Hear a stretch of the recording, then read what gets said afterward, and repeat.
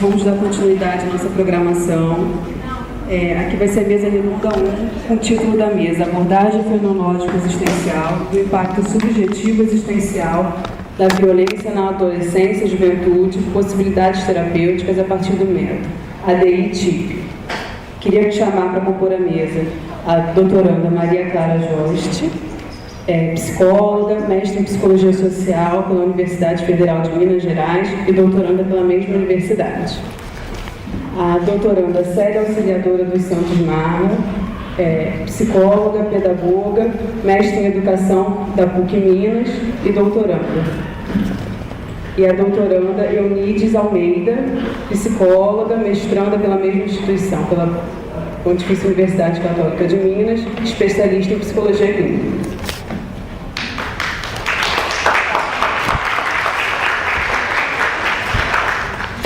Então, vamos dar início à mesa com a doutoranda Maria Clara Jost. O título da palestra: Reconstruindo Vivências, Resgatando a Juventude, o MED ADI-TIP com possibilidade de intervenção terapêutica.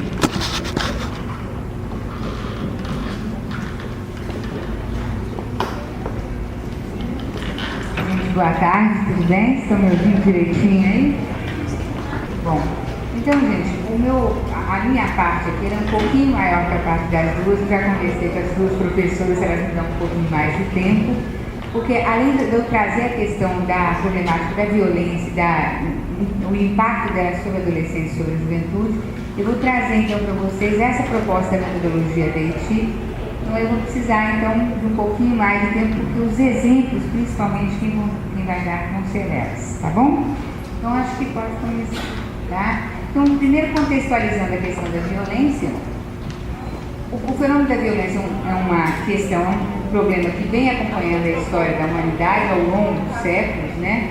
Inclusive, alguns autores colocam a violência como constitutiva do ser homem, exatamente por causa dessa caminhada da violência, mas ela, de uma forma geral, ao longo da história, ela sempre esteve associada aos códigos de honra e vingança. A questão que nos chama a atenção é que na contemporaneidade já tem tomado contornos exacerbados, né? Em função das características da própria contemporaneidade, que vocês estão cansados de saber, né? Individualismo, hedonismo, imediatismo, a vivência de uma liberdade desvinculada da ideia de responsabilidade, da consideração da autoridade, o tempo vivido como um momento imediato, instantâneo, fugaz, desvinculado do passado, sem perspectivas do futuro. Então, aonde que nós vamos chegar com isso? Pode clicar. Nós vamos chegar numa perda, né, do sentido da vida, do sentido do outro, do sentido da própria existência, e com isso essa violência homem contra homem, ela vai se exacerbando, e a angústia existencial que seria constitutiva do ser homem diante da finitude da vida, isso começa a ser cada vez menos enfrentável e vão se buscando recursos para se anestesiar essa dor, né? Então a busca de sensações prazerosas a qualquer custo, a busca de ideais realizadores, isso vai se esvaziando, isso não é incentivado. Então a violência ela vai eclodindo cada vez mais como uma violência sem motivação e sem finalidade. Então vamos dizer o seguinte: não há justificativas.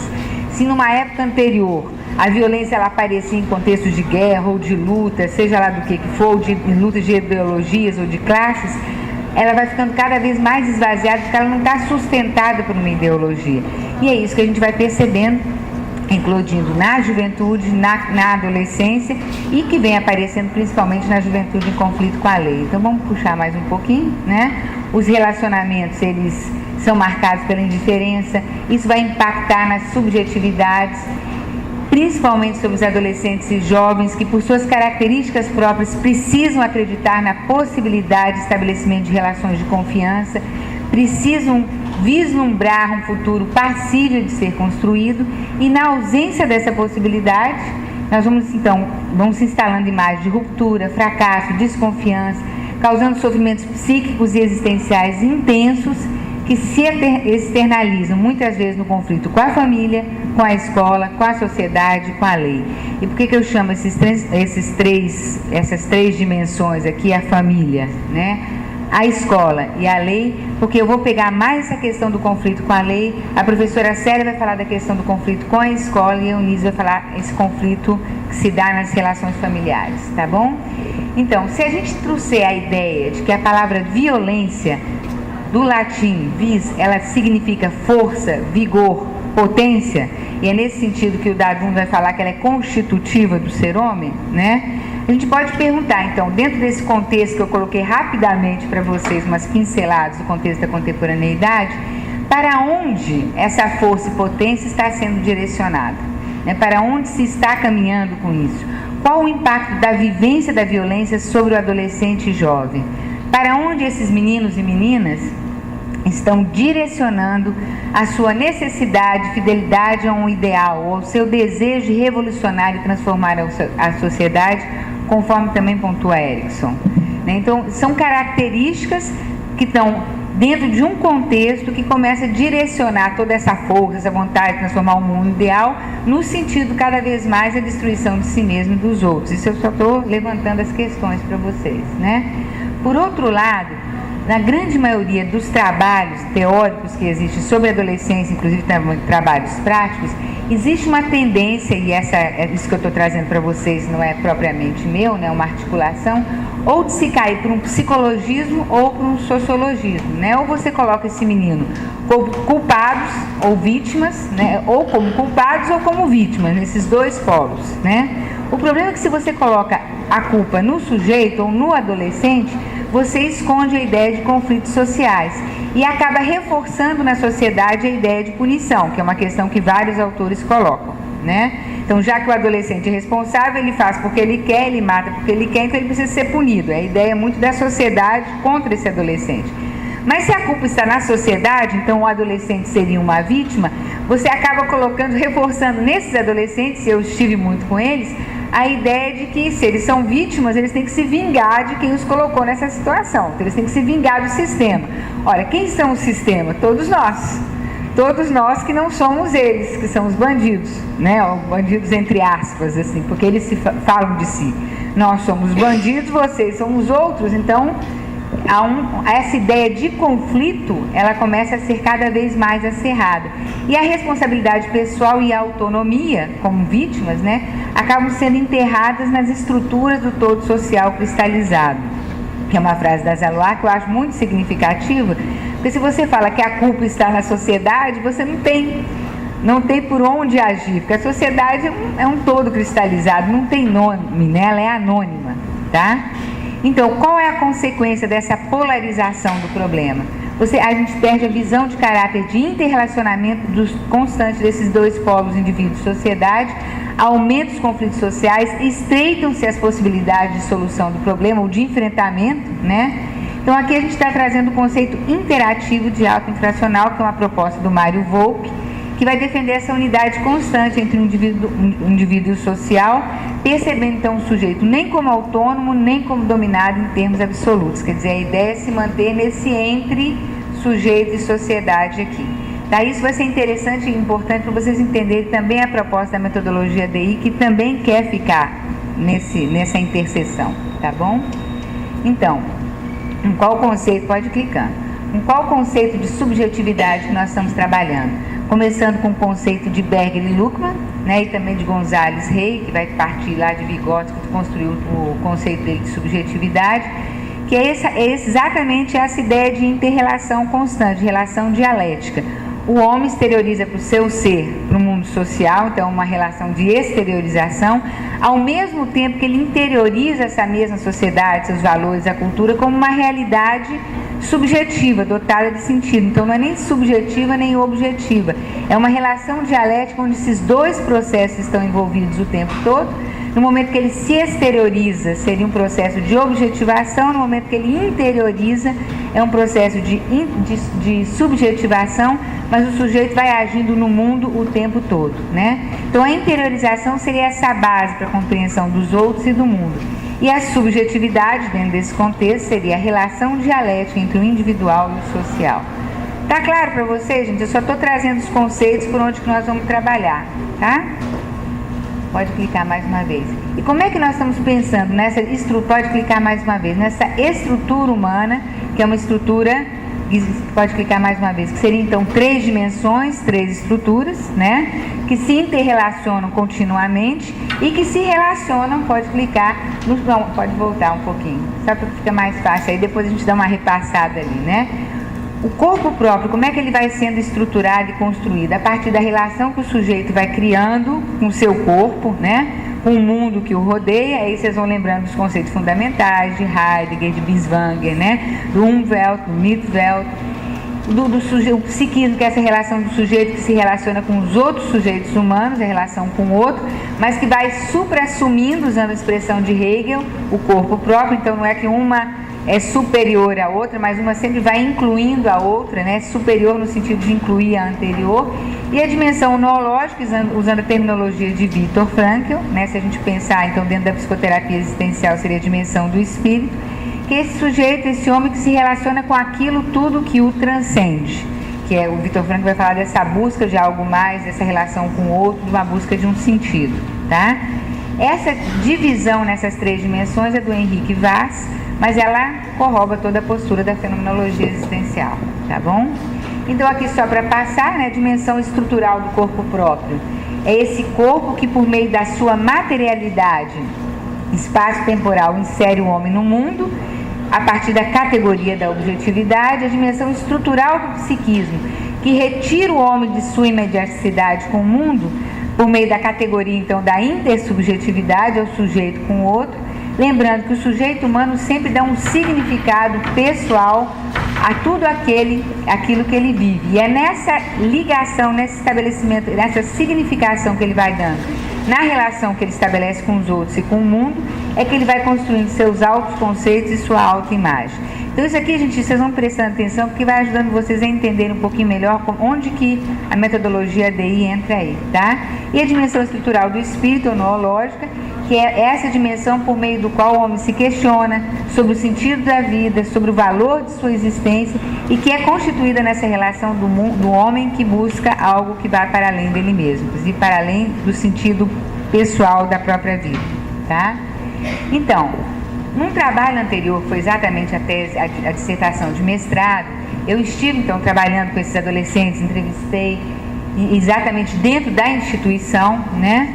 E o que foram aparecendo a nível de resultados? Que esses adolescentes, além de tudo aquilo que a gente já conhece a nível de sofrimento, né? Apareceu uma busca existencial intensa relacionada a um desejo de serem amados, da busca de uma definição de si mesmo e da necessidade de dar um sentido às suas vidas. Então, eu fui ficando surpresa com o que foram aparecendo nas entrevistas, nos depoimentos desses adolescentes. Quer dizer, eu esperava, e teve um primeiro momento que tinha um discurso de muita violência, de agressividade, eu sou isso, eu sou aquilo, eu posso, eu aconteço, mas na medida que eles foram falando um pouco mais de si, foi aparecendo muito um sofrimento muito grande, da vontade que eles tinham, não só de serem amados, de acreditar que poderiam ser amados. É uma dimensão que eu não pensei nisso. Não era uma queixa de não terem sido amados, era um sofrimento no sentido assim, eu não mereço ser amado, eu sou do mal, eu sou ruim, quem vai gostar de mim? Né? Não tem, e daí uma ideia de que os outros também são ruins, que os outros não merecem confiança, assim como eu próprio não mereço, e uma ideia também de que a vida dentro desse contexto é uma vida esvaziada de sentido, é uma vida que não tem para que viver.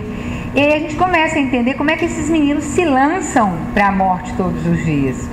Eu falo que eles são suicidas em potencial, né? Porque no momento que eles vão entrando, e cada vez mais eles vão entrando no mundo do crime, eles começam a ver a morte muito de perto, literalmente muito de perto. E começam a ter cada vez mais certeza que o próximo serão eles. Então, uma vivência diante, quer dizer, morrer todos nós vamos, mas é uma vivência diária de violência e de confronto com a morte, né? Então, nessa busca de resposta para a existência deles, que caracteriza todos nós seres humanos, né? O que acaba acontecendo? E muitas vezes a droga entra exatamente para anestesiar essa angústia de falta de respostas. Eles acabam por direcionar a vida deles, ou a seta do sentido da vida deles, exatamente cada vez mais para o caminho do crime. Então, as atividades, tudo que é proposto para esses adolescentes, como essa dimensão do sentido ela é desconsiderada, ela não faz efeito. Por quê? Porque, pelo menos eu estou colocando o que eu fui percebendo, né? Foram as conclusões do trabalho. Se vocês quiserem, ele foi publicado, chama Por Trás da Máscara de Ferro, tá? Então, nesse trabalho, eu fui colocando exatamente o que eu fui percebendo. Quer dizer, apesar de todas as tentativas de resgate desses meninos e da vida e da autoestima, o trabalho com a pessoa deles, com a descoberta de um sentido para a própria vida, de eles acreditarem na capacidade de fazer algo de valor, isso não é levado em consideração. Então eles acabam estragando aquilo que lhes é oferecido, mesmo porque eles têm essa sensação de que eles não merecem aquilo que eles recebem, né? Então, esse sofrimento apareceu nas 3 categorias de análise do trabalho. Vamos ver como é que eu estou aqui. Tá, 10 para 6, pode clicar. Na estruturação da subjetividade, então, que é aquilo que eles entendem que o mundo está na relação deles com o mundo. Então, vocês estão lembrando dos 3 círculos, né? O que eles vão concluindo? Que eles são excluídos, abandonados, ignorados, estigmatizados, coisificados. Na relação que eles vão estabelecendo com o outro e que eles vão concluindo de si mesmo na elaboração dos seus valores, eles vão concluindo, olha, é no eu sou do mal, traidor, não confiável, insignificante, incapaz, sem valor, irremediável, um lixo. Isso foram frases escolhidas, né, ao longo das entrevistas. E na sua percepção de sentido vital, que seria aquela dimensão noológica, que busca um sentido para a vida, que vai sendo estabelecida nessa relação que ele vai fazendo com o mundo, com o outro, em relação a si mesmo. O que eles vão concluindo? Que não há saídas, não há possibilidades, não há mais vida, não há mais sentido. E aí a gente começa a perceber, vai começando pelo menos dentro da nossa lógica a entender por que ou para que eles pegam um caminho que vai destruindo a eles mesmos cada vez mais e vai destruindo logicamente tudo que aparece no meio do caminho, o mundo, os outros e eles mesmos. Eles vão se destruindo nessas 3 dimensões, tá bom? Então, dentro disso que eu coloquei, a gente vai então levantando as questões principais que trouxeram esse trabalho, né, que nós trouxemos para esse trabalho. Como intervir nesse processo de destruição de si mesmo e de suas vidas? Como trabalhar com autoconceitos tão distorcidos sobre si mesmo? Como ajudá-los a crer em sua capacidade de se reconstruir, de criar, de amar, diante de histórias de vida marcadas pela violência, pelo desamor e pelo desamparo? Por outro lado, o movimento de busca de sentido é um gesto de autotranscendência, do sujeito que transcende a si mesmo, que se inicia por um ato de vontade e de liberdade, possibilidade humana que não pode ser totalmente bloqueada. Essa é a nossa esperança. Se tiver tudo bloqueado, o que nós vamos fazer? Só isso entregar para Deus, que é o que a gente costuma fazer, né?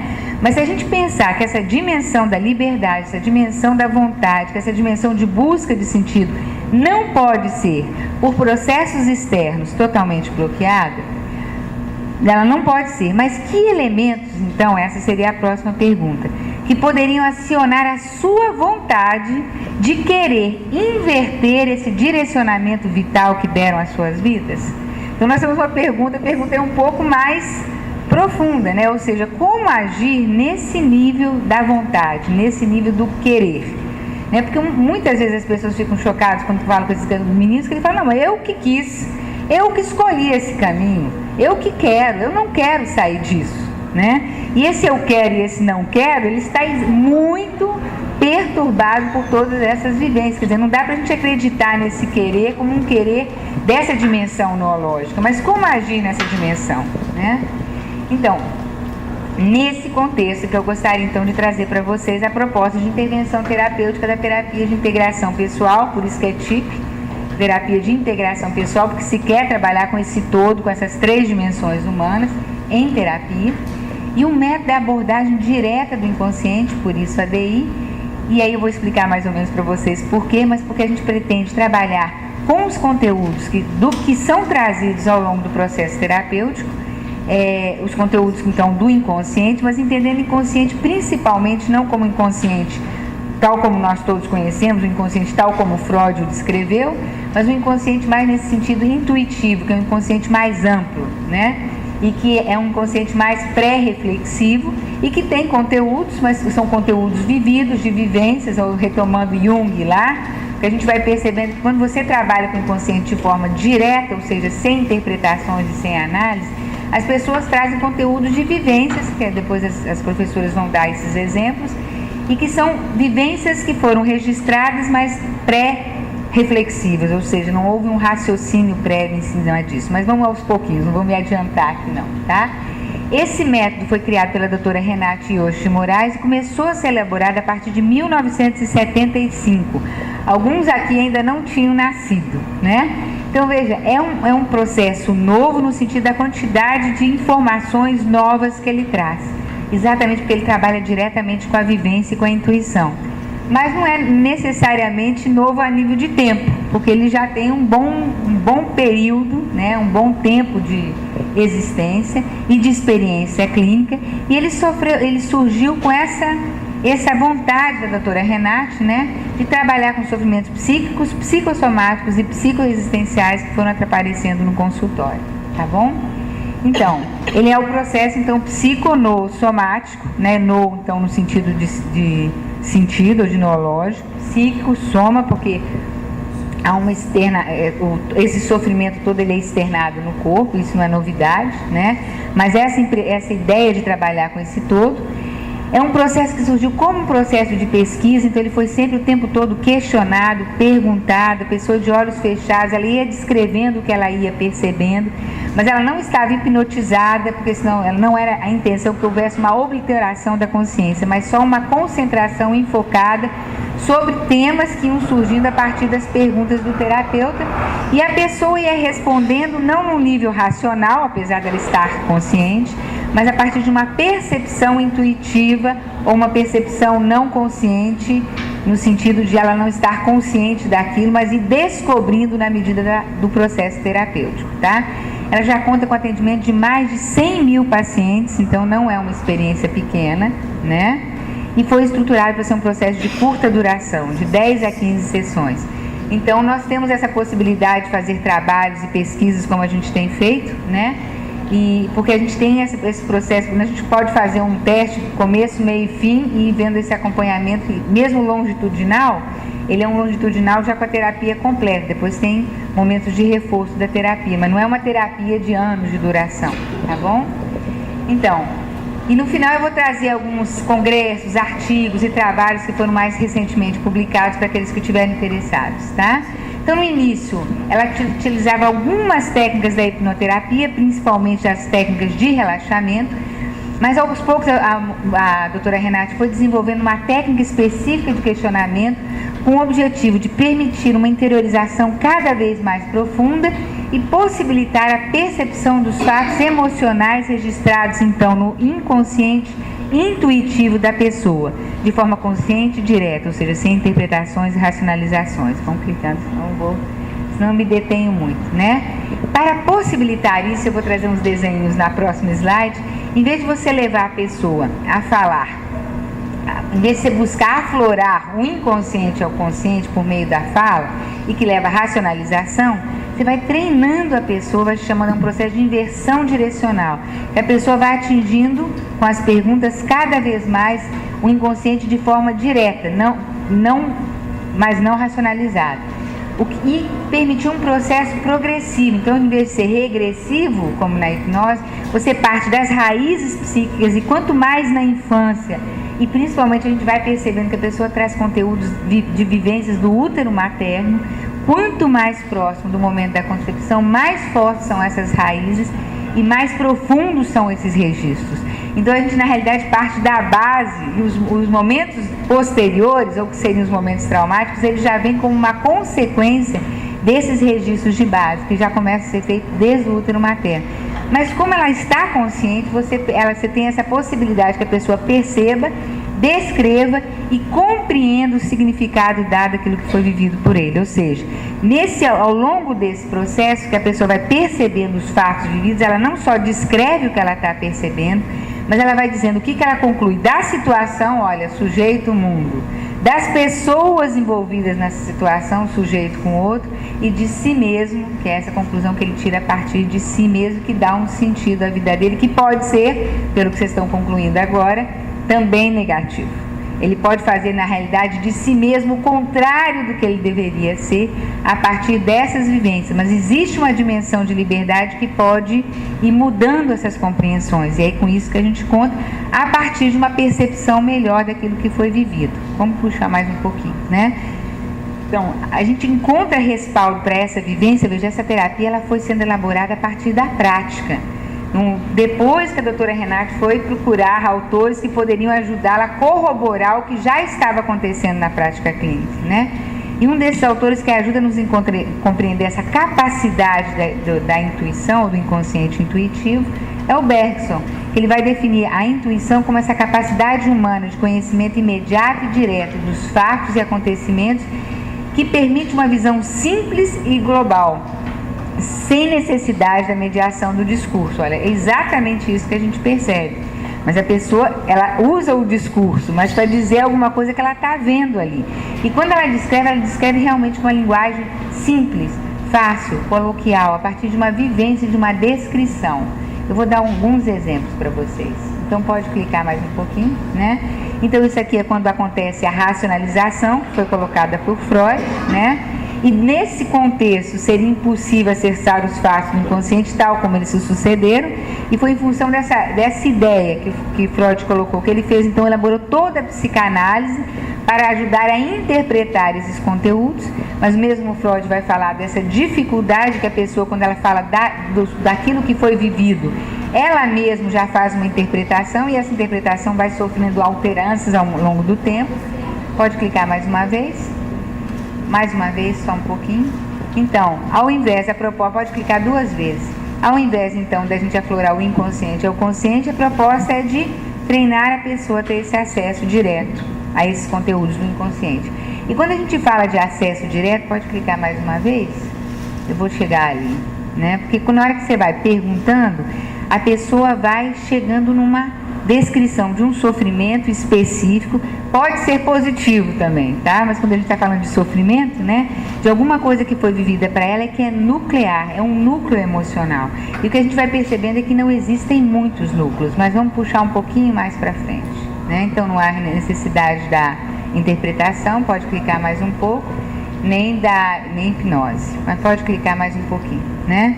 Então isso aqui, algumas coisas eu já fui adiantando para vocês. Então o inconsciente que a gente está trabalhando aqui não é exatamente, apesar de nós estamos falando do mesmo inconsciente, é o mesmo ser humano, mas da maneira como ele aparece na terapia, ele tem algumas características, logicamente, desse inconsciente freudiano, mas ele se aproxima muito mais das características da intuição, que é essa possibilidade de compreensão integral, instantânea e ampla, retomando Jung, que vai falar que o inconsciente humano não contém teorias, mas fatos pulsantes de vida humana. Pode clicar mais uma vez, né?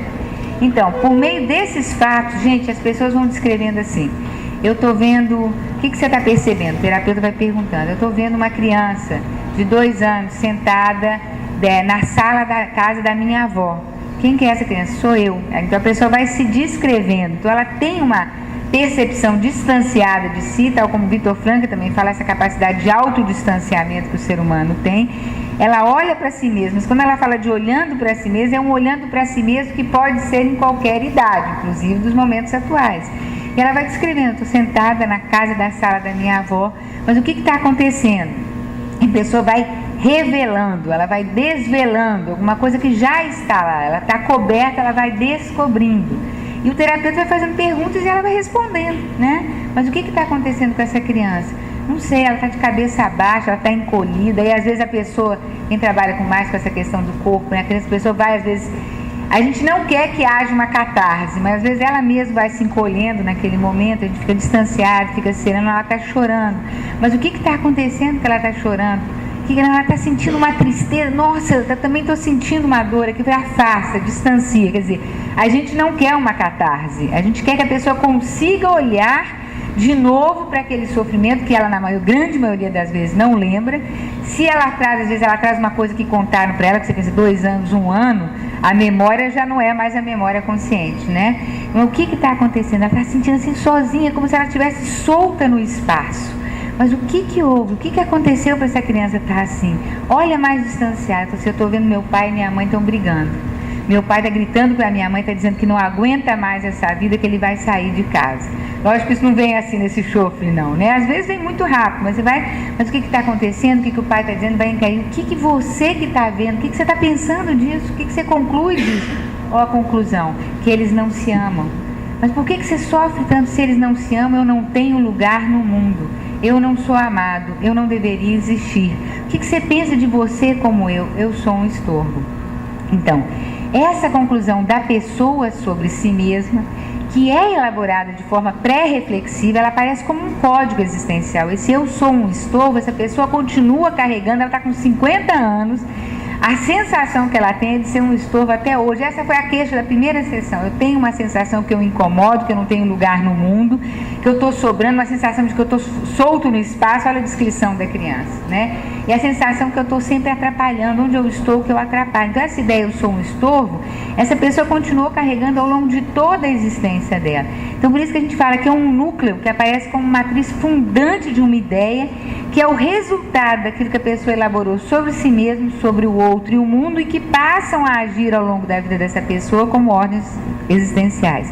Olha, isso que eu descrevi para vocês é a fase diagnóstica do processo.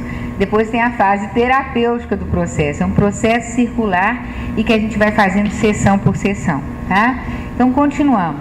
Só para fazer, então, um paralelo, né, com o nosso tema aqui, a gente percebe que a maneira de investigação do processo terapêutico em si, ele se aproxima muito do método fenomenológico de pesquisa, né? E a fenomenologia vai dizer que o que interessa à fenomenologia não é o fato em si, mas aquilo que ele significa para uma consciência, ou seja, um fenômeno. Então não é o que o fato significa, mas é o que o fato significa para mim. É exatamente isso que a gente está procurando.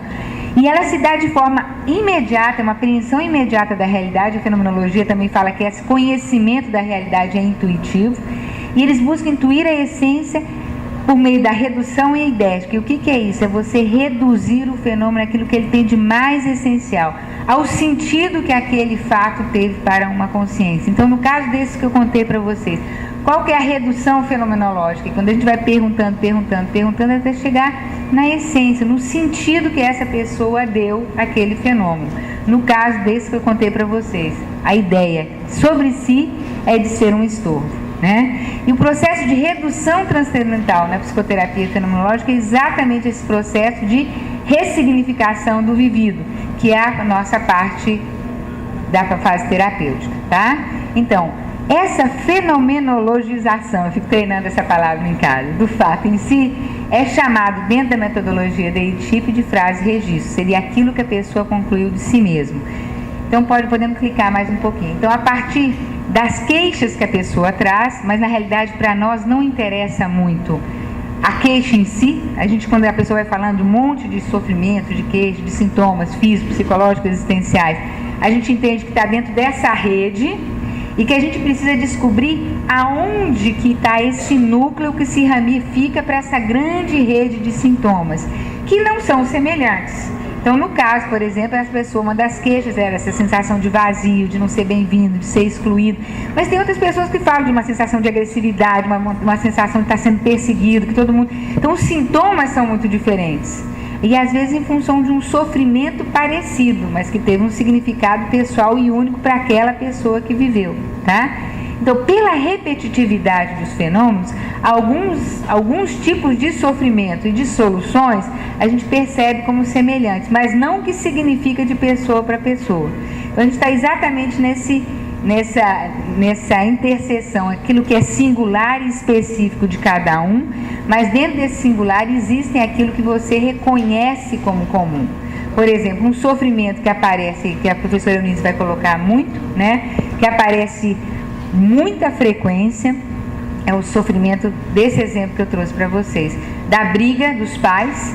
E a gente começa a entender por outros autores, como Winnicott e Erickson, dessa busca de unidade que existe dentro de todos nós, seres humanos, e que essa briga, principalmente com as figuras principais, com as figuras primordiais, ou com esses vínculos primários, ela causa uma sensação muito forte de ruptura, que é expressada de várias maneiras, inclusive nas dificuldades escolares, como a professora Célia também vai colocar. Então, quando a gente vai perguntando, a gente vai chegando nessas raízes que, pelo que vocês estão percebendo ali, não são muitas, elas se ramificam.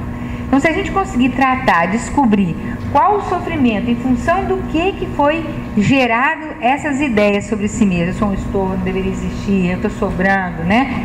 E a gente conseguir descobrir o contexto gerador dessas ideias, a gente começa a ter, então, por onde que a gente vai começar a tratar para decodificar, ou seja, nós temos um código que precisamos decodificá-lo. Quanto tempo que eu tenho mais? Sério? Então tá bom. Então vamos puxar mais. Você está marcando em 30 minutos? Não. 50? Já vai dar 50 minutos? Gente, eu estou tão calma aqui. Então eu vou sair fechando para vocês, ficar cuidando. Eu estou calmíssima aqui, achando que eu tenho todo o tempo do mundo. Então nós vamos ter frases e registros que são pessoais, é aquilo que a pessoa significou sobre si mesma, e as frases conclusivas, que é o que ela concluiu das situações, que se generalizam. Mas podem ficar tranquilos que a parte eu já coloquei e elas vão dar mais exemplos. Então vamos puxar mais um pouquinho, né? Então quando a gente pega esse núcleo central, a gente percebe que não existe só ideias e conclusões sobre si mesmo, sobre o outro e sobre o mundo, mas também posicionamentos. A pessoa se posiciona ao mundo diante, em função dessas ideias. Eu já falei um pouquinho, falar de novo, que também pode ser positivas, em função de vivências positivas. Eu sou amado, eu sou importante, eu tenho lugar, né? Mas o sofrimento e o positivo vem em função da percepção da qualidade da relação das figuras parentais e da percepção da qualidade da relação dos pais entre si e dos pais para com ela, tá bom? Então vamos puxando mais um pouquinho, vamos só então chegar. Isso começa então desde a fase da gestação, corroborando o que Erickson e Winnicott vão falando dessa perda de referencial em função dessa desmembramento da unidade do par parental. Podemos clicar.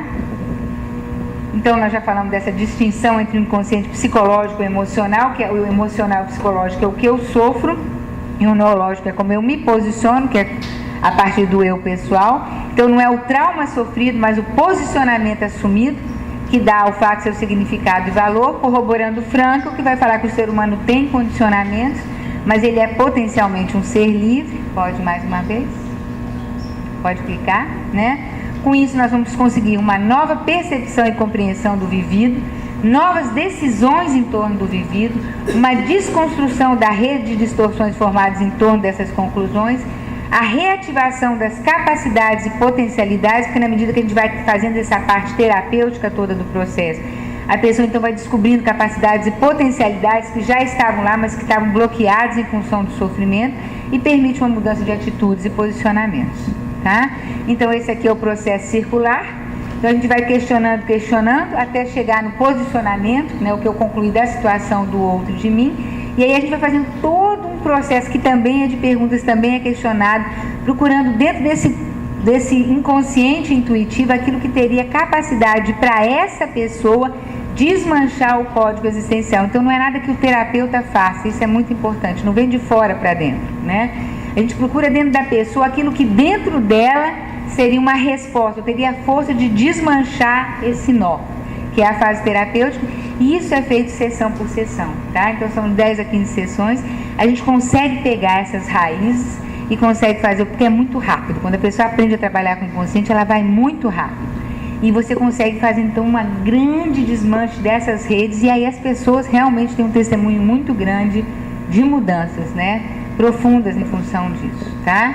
Então, aqui só a comparação que eu já fiz para vocês, quer dizer, no processo terapêutico fenomenológico existencial, eles pensam em 3 momentos, os 2 momentos da redução eidética, que você ir descrevendo até chegar no significado, e a ressignificação, que seria a redução transcendental. Então, isso para nós corresponde à fase diagnóstica e à fase terapêutica, e que é realizada em cada sessão. Então, só fazendo a comparação, que eu acho que eu não preciso fazer, que vocês já perceberam, né? Que ela corrobora a filosofia existencial, a humanista e a fenomenologia, principalmente nessa busca de sentido. Podemos voltar. Fechando então, o que a gente percebeu desses adolescentes, é desse sofrimento profundo, mas que não tira deles a capacidade e a coragem de dar novos sentidos à sua vida. E eu fiz então esse trabalho com esses adolescentes, a professora Célia e a professora Eunice também, e é impressionante como esses meninos conseguem, como eles vão rápido no inconsciente, ou seja, como eles são intuitivos, e a força e a vontade que eles têm para se transformarem, tá? Então vamos clicar mais uma vez, né? O que a gente percebe aqui, com esse trabalho, com a esse exercício da liberdade de decidir sobre si mesmo, se posicionar diferente, é uma capacidade de todos nós seres humanos, mas que é bastante facilitada pela decodificação e remoção desses sofrimentos psíquicos, tá? Então agora eu só vou passar rapidamente, aí você pode ir passando, né? Então isso aqui é das pesquisas que foram feitas, que as pessoas colocaram no início, né? O quanto que o sintoma acomodava, pouco, moderado, intenso e muito intenso, e no final do processo terapêutico de 10 sessões, os sintomas migraram para não se apliquem e pouco, e 93% do grupo participante. Então, é um número muito alto, né?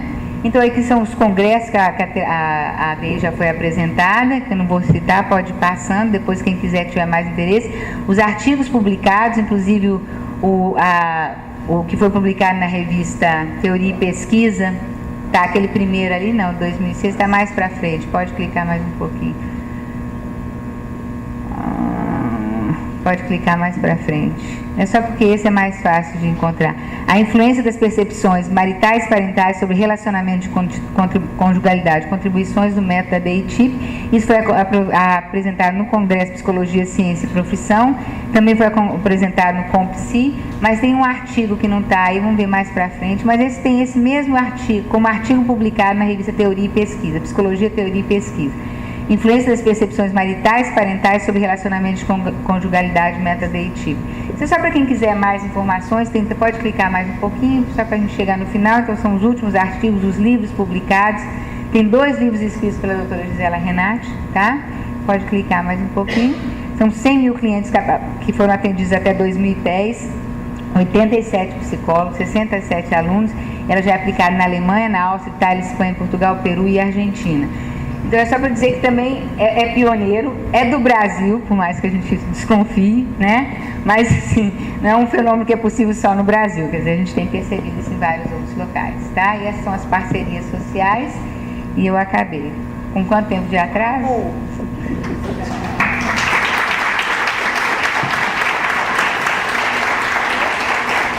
Então, gente, eu vou deixar, então, vai ter um período, acho, para perguntas, né?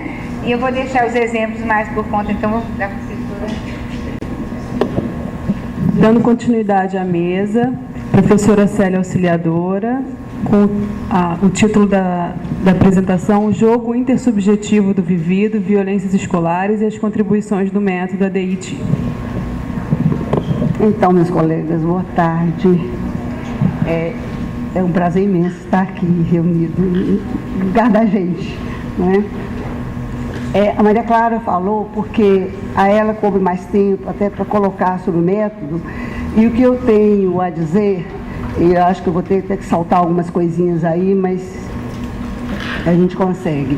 É fruto de uma pequena intervenção que eu fiz quando eu estava fazendo mestrado e estava fazendo um trabalho de base etnográfica numa escola pública estadual. Necessariamente está fora do set terapêutico, porque eu não coloquei a pessoa em terapia, mas pelo questionamento que a gente é acostumado a fazer, eu conversei com o aluno e vocês vão ver a que chegou. Então, pode passar, por favor. O objetivo aqui é demonstrar essa contribuição de conhecimentos obtidos através da prática da ADI, na compreensão das relações interpessoais e da violência meio escolar. Pode passar. Bom, no meu caso, com relação à escola, o que a gente tem visto é que a família, de base, a função de socialização é da família, a primária é da família. Acontece que agora, e a escola, a socialização secundária, educação, instrução, acontece que na contemporaneidade a escola está assumindo o papel da família. Cada vez mais cedo as crianças estão numa instituição formal de educação, né? Desde o berçário ela já vai lá, não é o pai e a mãe, tem regras, tem hora, tem uma situação toda de instituição. Pode fechar melhor. Bom, então vejam vocês a responsabilidade que a escola tem. E eu não vou me deter aqui nos problemas da escola, que é problema de Brasil. No Rio de Janeiro a gente viu ali, né? O menino lá matando não sei quantos, em Belo Horizonte não está tão diferente, e nós não temos mais professores que queiram dar aulas, porque eles estão coagidos, ameaçados na questão, né? Na sua atividade. E a escola, eu fico pensando assim, o que vai ser de um país sem a escola? Não sei, como é que vai ser sem a escola? Então, o que a gente observa, normalmente em relação à escola, a gente observa a evasão escolar, desatenção, hiperatividade, dificuldade de compreensão, distúrbios de aprendizagem, psicomotores, atitudes violentas e indisciplina, que hoje está muito confuso lá, indisciplina e violência, a coisa está um pouco misturada aí, já não sabe mais o que é, não se sabe o que é violência, o que é indisciplina, distúrbios psiquiátricos. Pode passar, tá? Pode passar, obrigada. Bom, desestruturação familiar, não que seja uma estrutura familiar, mas cada vez mais os membros da família estão se desintegrando, não é isso? Então, as contribuições que a DI tem dado, ela pesquisa os registros inconscientes ou códigos existenciais, como nós tratamos na existencial, na fonte, como Maria Clara falou, e assim também os posicionamentos de vida.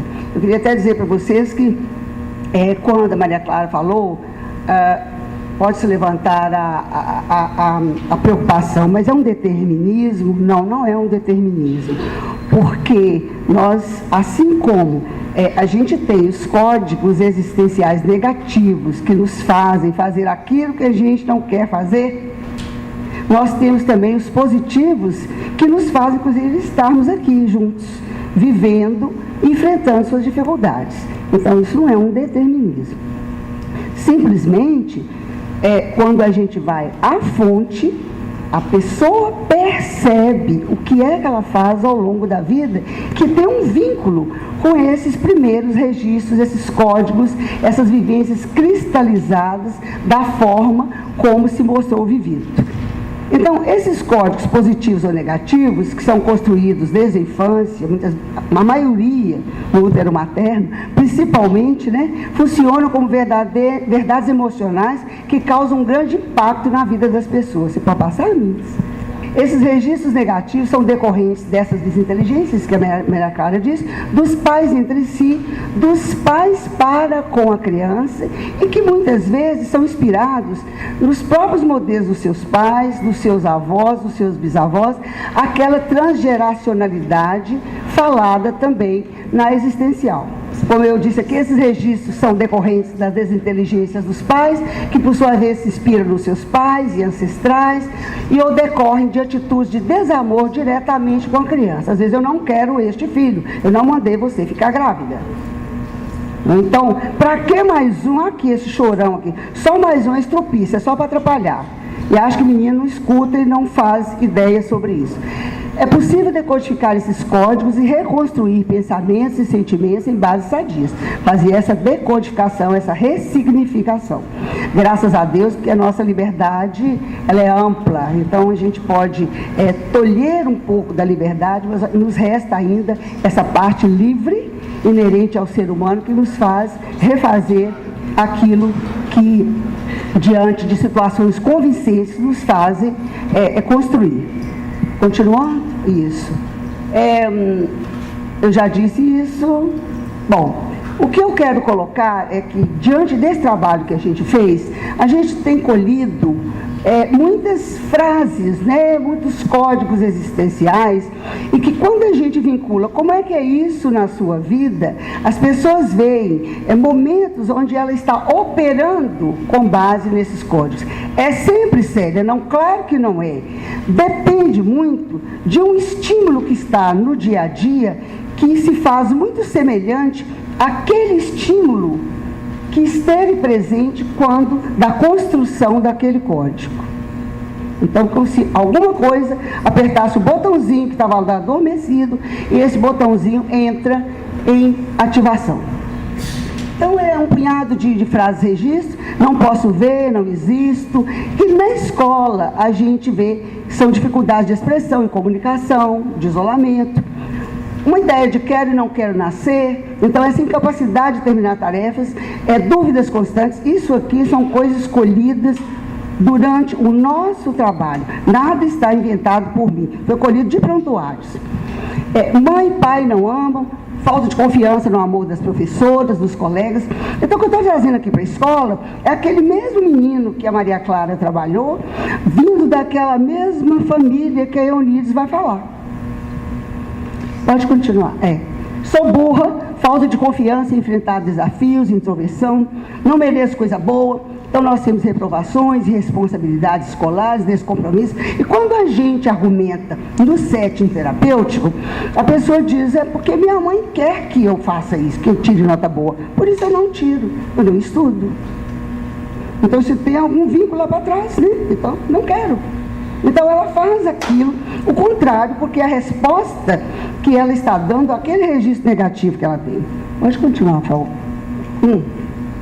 Com relação à inteligência, que é a parte escolar, que estou colocando aqui, eu destaquei que a gente tem visto que a inteligência ela não é cerebral, ela é pré-reflexiva, ela está, ainda que o cérebro do bebê não esteja totalmente construído, o bebê pensa, sente e se posiciona. Então ela não é cerebral, ela transcende a questão cerebral. É infinita, existe bloqueio de sua expressão, pode ser recuperada, graças a Deus, porque se foi bloqueada porque existia, né? Pode ser recuperada, é intuitiva, emocional e também racional. Coisas do dia a dia que você raciocina. Mas se puser você numa situação de relaxamento, mesma coisa do dia a dia, você percebeu coisas ali que racionalmente você não me traz. Por causa dos nossos mecanismos de bloquear, inclusive, coisas que são sofrimento. Então, eu coloquei alguns dentro da pedagogia, eu coloquei algumas pessoas como Vygotsky, que já fala, a criança não nasce em branco, existe do educador atenção, não só para as reações que se desenvolvem e são nítidas do aluno, mas também pelas atitudes invisíveis e subterrâneas que antecedem tais reações. É desse inconsciente que a gente fala, é daquilo registrado, mas não trazido ao conhecimento racional, mas ele está lá. Estamos propensos a levar em conta que nenhum fato da vida dos ancestrais do homem ou das influências experimentadas pela mãe e pelo feto passa sem deixar vestígios para o organismo do recém-nascido. Isso incorpora os longos resultados da experiência ancestral acumulada, cujos últimos elos são para o pai e a mãe. Então veja vocês como é que a gente, e na terapia a gente percebe isso muito claramente, essa transgeracionalidade de algumas situações que nossa pessoa em sofrimento vem trazendo. Um dos fatores, aqui é o Bardo e o Bennett, né? Um dos fatores que podem influir, interferir na capacidade de aprendizagem é o afetivo ou emocional. Assim como a percepção de uma criança pode ser distorcida por uma deterioração física de natureza específica, também pode ser distorcida pelo fato de tudo que se passa à sua volta ser filtrado através de suas ideias pré-concebidas. É esse fenômeno para nós. Muitas vezes a gente na terapia, a gente diz assim, a gente pensa assim, mas isso aqui é tão bobo. Mas eu já passei dessa fase, sabe? Eu considero tudo agora. Mas antes eu achava assim, bobo, de repente a pessoa estava no choro convulsivo, no sofrimento terrível. E eu dizia, meu Deus, bobo para mim, mas não é bobo para ela, porque o fenômeno é dela, não é meu, não é? O Goleman, esse da inteligência emocional, eu vi outro dia alguma coisinha lá, os primeiros sinais de uma emoção são inconscientes.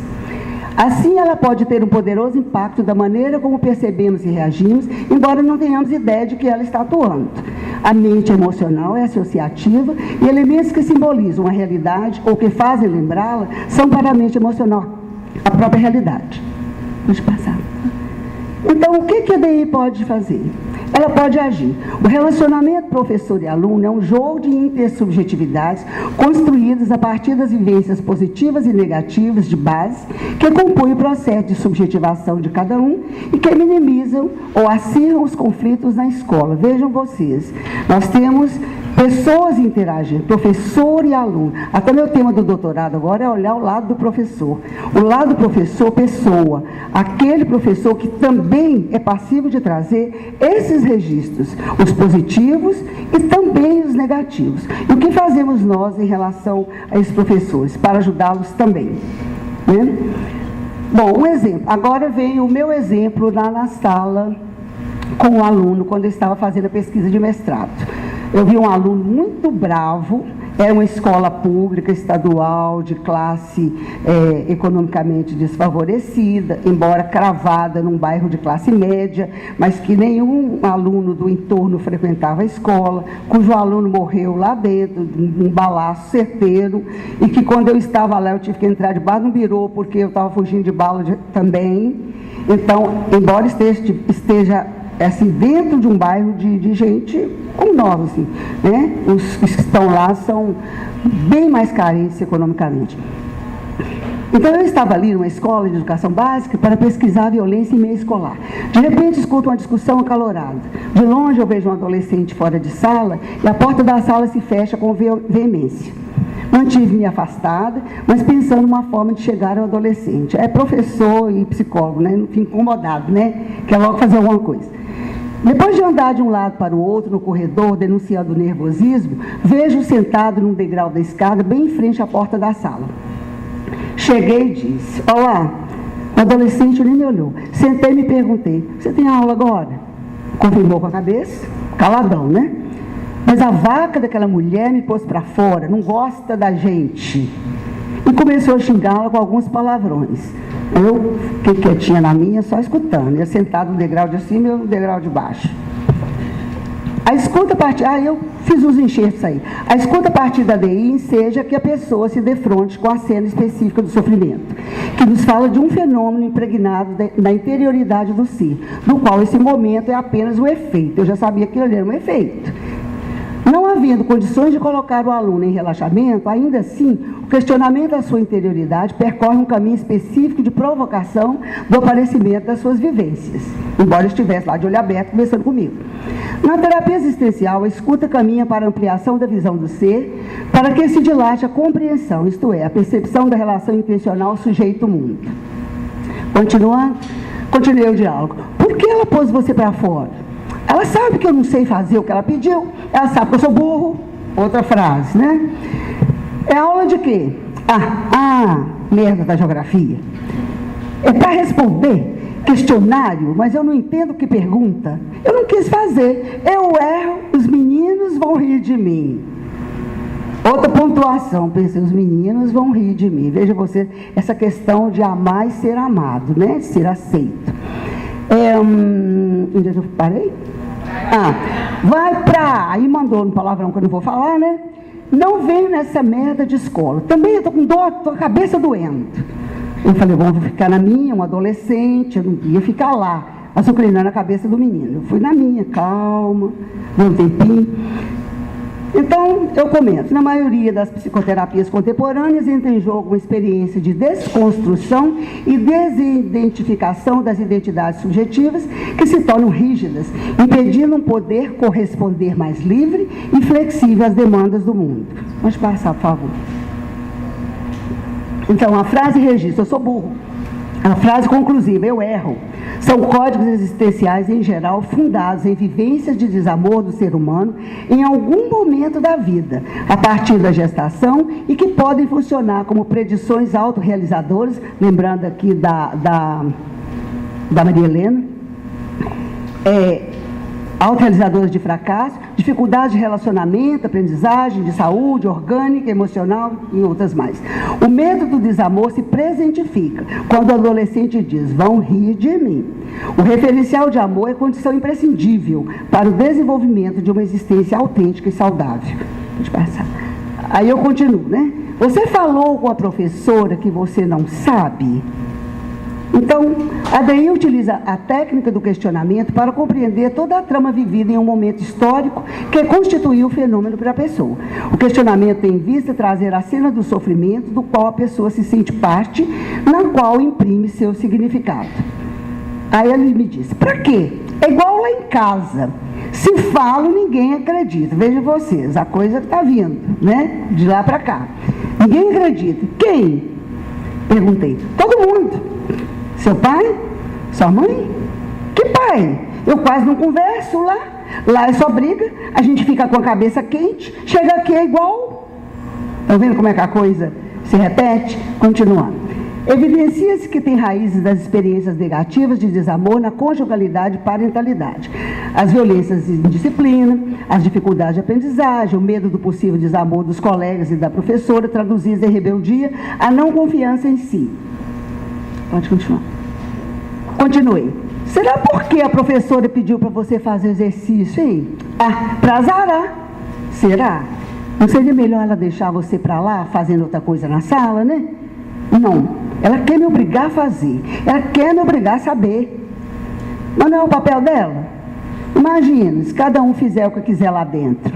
Bom, e se você fosse professor? Aí eu dei um espacinho, né, gente? Aqui eu estou correndo. Se você fosse professor, você ia deixar? Acho que não. Mas é por sua causa que você não ia deixar? Não, os alunos iam ter que aprender. É para lhe ajudar? Não, é para eles mesmos. Vai ajudar eles. Ah, tá.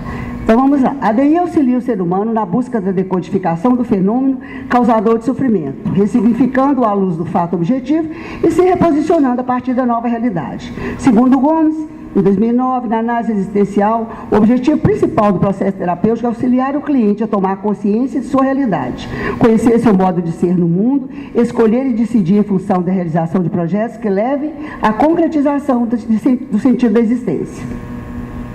Aí eu continuei. Você gostaria de saber fazer o exercício? Ele falava que não sabia, vocês lembram, né? Aí ele não falou nada. E se você pedisse a ela para lhe ensinar? Ela não vai querer. Aí ele deu um tempinho, depois eu disse assim, você já pediu? Ele não me respondeu. Aí eu pensei, nada mais eu posso perguntar. Para um adolescente já está de bom tamanho conversar até aqui, né? Eu falei, bom, vamos ver o que vai resultar. Saí, fui fazer outras coisas. Então, a descoberta do caminho é uma construção da pessoa. A DI apenas provoca, não dá receitas. A partir do entendimento do fato, o questionamento conduz a pessoa a descobrir-se no seu eu mesma, aceitando-se nas suas possibilidades e limitações. Essa unicidade e integralidade recupera sua liberdade de ser como pessoa única e, ao mesmo tempo, integrada aos outros e ao mundo. É a humanização valorizada a partir do conhecimento do inconsciente intuitivo ou noológico. O aluno traz o fenômeno e descreve sua dificuldade com a consciência reflexiva, impedida de atuar. Uns 15 minutos depois, constatei que o aluno voltara para a sala e estava fazendo exercício. Eu fui para lá, andei, quando eu voltei o menino estava ali. Eu falei, pô, será que ele foi embora? Passei na sala e ele está lá, ó, fazendo exercício bonitinho. Então, a DI é realizada a partir de uma preparação que permite aflorar ao consciente os momentos positivos e ou negativos necessários à integração psiconossomática do ser humano. Entretanto, pelo conhecimento dos caminhos do questionamento ao inconsciente, pela plasticidade do inconsciente das crianças e dos adolescentes, como é o caso daquele menino, é possível, fora do processo terapêutico, do setting terapêutico, propriamente dito, avançar nos recursos que auxiliem na redução dos conflitos intersubjetivos, que auxiliem também a aprendizagem. O foco não é o problema ou a doença, e sim o ser. Ou seja, a vivência da situação, seu modo de ver a partir dos fatos e o escolher o que fazer com o que lhe aconteceu. Isso aqui fala o Sartre, o Viktor Frankl, mais outros. Acho que terminando, né? A conduta do terapeuta deve ser a de dirigir as reflexões do cliente para auxiliar a que compreenda quais verdades singulares aprendidas em seu existir estão servindo de base para organizar sua vida. A partir dessa cena visualizada, ele não visualizou a cena, mas o meu caminho de questionamento é o mesmo caminho que eu faria com ele em relaxamento. A partir da cena visualizada, do que constitui o fenômeno, a DI conduz ao entendimento da verdade, além das aparências, propiciando a ressignificação das experiências e o reposicionamento diante do fato novo. Ajuda na recuperação de registros positivos. Terminou? Não, final. Enseja a reconstrução de valores, retomando a liberdade e a capacidade de amar. Ajuda na reconstrução de valores, pensamentos e sentimentos que apontam para o sentido primordial da existência. Então, eu trouxe para vocês um exemplo, não de lá do consultório, mas o de cara a cara com o aluno, a partir da nossa experiência, né, vivida no consultório. Muito obrigada.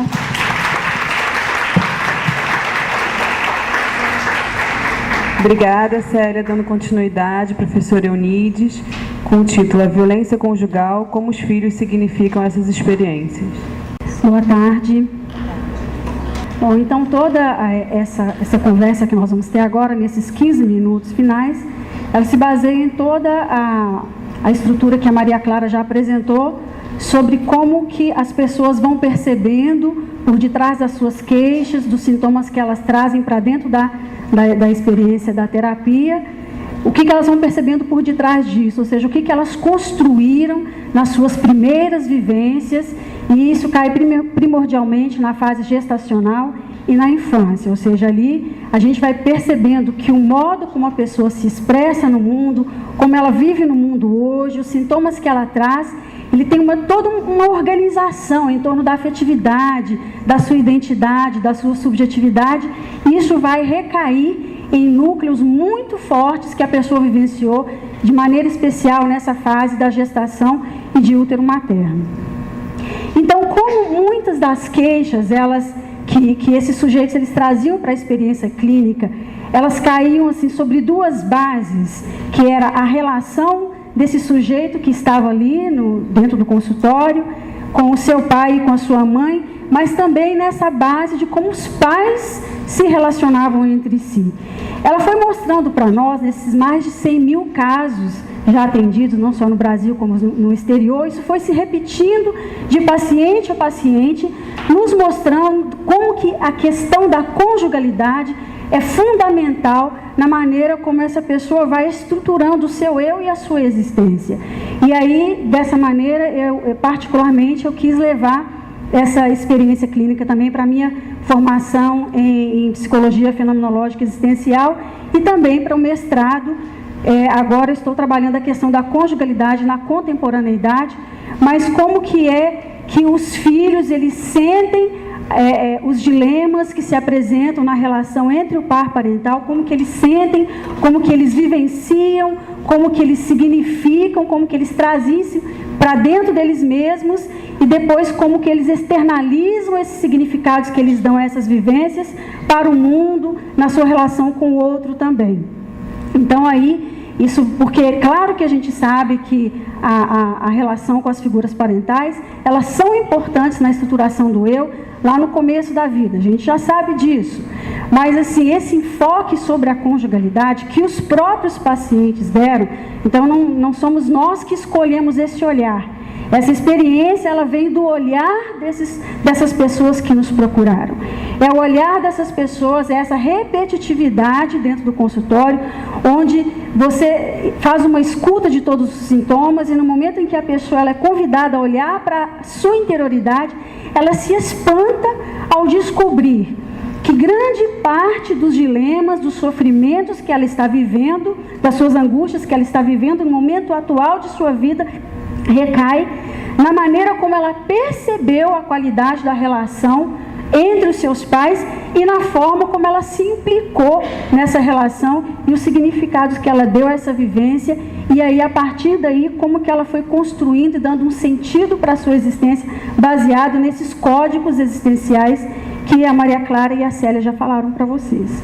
Bom, então, a partir de agora eu vou começar a ler para eu não me estender muito, porque o tempo é pouco, e no final eu quero ler a experiência clínica, um relato de um caso que eu acho que vai enriquecer, no final, vai enriquecer bastante essa compreensão do que nós vivenciamos com os nossos pacientes no dia a dia. Bom, a subjetividade individual se forma numa relação dialética entre sujeito e sociedade, sendo que o sistema de significados que engendra o mundo circundante é apreendido de forma única por cada sujeito, pois, diferentemente de outros, cada um dará uma tonalidade pessoal às experiências de contato com o mesmo universo. E aí, Berger ele vai falar sobre o momento da socialização primária, onde ela acontece predominantemente na relação da criança com seus pais. Só que essa criança, ela vai perceber os pais como o único mundo existente. Então, para ela, se os pais é o único mundo existente, a compreensão que ela vai fazendo desses pais ela se apresenta na experiência da ADI de forma generalizadora. O que isso quer dizer? Que a criança que olha para o pai e para a mãe, que cuidam dela amorosamente, e principalmente aqui no nosso caso, para a maneira como eles se relacionam entre eles, na forma de atos que ela entende como amor ou como desamor, ela vai pegando esses momentos e ela vai não só pensando isso dos pais, mas ela vai entendendo o mundo dessa maneira. O pai, para ela, pode ser entendido como os homens de uma forma geral. A mãe, para ela pode significar como as mulheres de uma forma geral, de maneira que ela, sendo menino ou menina, ela vai se implicando nessa maneira, onde ela vai entendendo a forma como os pais se relacionam, ela também vai se implicando e vai fazendo uma espécie de autoconceito, que pode ser tanto positivo diante dos momentos de amor, quanto também negativos diante dos momentos de desamor, conforme nós vamos ver aqui. Então, vários estudos, eles vêm falando que é importante a qualidade da relação conjugal para o desenvolvimento pessoal, emocional, afetivo, relacional e social dos filhos. Isso aí, a ADI, ela confirma isso na experiência clínica também. Mas isso já vem sendo falado por outras linhas da psicologia. Mas aqui, para nossa surpresa e para a surpresa, agora já não é mais surpresa, depois de tantos anos de experiência e pela repetitividade com que os pacientes apresentam isso dentro do contexto da terapia, mas essa atenção especial ao significado, à importância da relação entre o par parental para a pessoa no momento onde ela está estruturando a sua maneira de se ver, a sua maneira de ver o outro, de ver o mundo. A dinâmica das relações amorosas dos filhos tende a reproduzir certos aspectos das relações estabelecidas entre o par parental por meio de um sistema de identificações que se dá muitas vezes de forma pré-reflexiva, ou seja, por meio da intuição. A vivência dos filhos em meio aos conflitos conjugais, por vezes, se transformam em inúmeros sintomas, como problemas emocionais, o fraco desempenho relacional, o aumento da suscetibilidade a problemas de saúde física, depressão, baixa performance acadêmica e competência social. Então, outros estudos já falam isso, e a ADI, ela também vai constatar isso na sua experiência. E, de forma especial, o Winnicott, ele fala que também força a criança ao amadurecimento, né, lidar com esses dilemas, mas esse amadurecimento não quer dizer que seja necessariamente alguma coisa saudável. Então, nós vamos vendo que a criança, e o Winnicott e a psicóloga Renate Moraes, que criou o método ADI-TIP, e Erickson, eles vão demonstrando isso pela experiência das pesquisas que eles fazem, que a criança, ela faz questão da unidade do par parental como um quadro referencial de amor e de força, de maneira que quando ela vai percebendo uma divisão entre os pais e os conflitos, e nós vamos pensar em divisão, não só na questão da ruptura entre pai e mãe, não é isso, mas uma divisão que pode se expressar mesmo depois que os pais se separam ou que os pais estando vivendo juntos, é uma divisão no sentido de conflitos que vão perdurando. Então, diante desses conflitos, ela vai sentindo isso como esses conflitos, essas divisões, como uma divisão em seu próprio ser, e há uma sensação de abandono e uma desconfiança que vai perdurar pela vida adulta.